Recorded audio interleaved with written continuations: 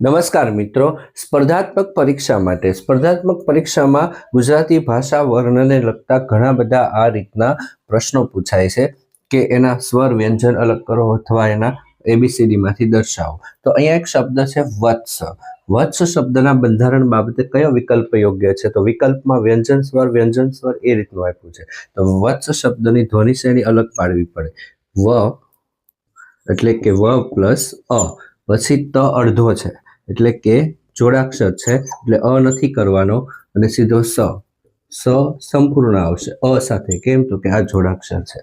હવે આપણને કેવું બંધારણ મળ્યું? વ અ ત એટલે કે વ્યંજન સ્વર વ્યંજન. એટલે આમાંથી આપણે શોધીએ વ્યંજન સ્વર વ્યંજન કયું છે? તો કે વ્યંજન સ્વર વ્યંજન એટલે આ નથી, બરોબર? ખોટું. વ્યંજન સ્વર વ્યંજન એટલે આ પણ આવશે નહીં. વ્યંજન વ્યંજન છે એટલે બીજો ઓપ્શન નહીં આવે. આપણે શું શોધવાનું છે? વ્યંજન સ્વર વ્યંજન. વ્યંજન સ્વર વ્યંજન પછી સવ્યંજન છે તો અહીંયા સ્વર છે એટલે આ ઓપ્શન પણ નહીં આવે.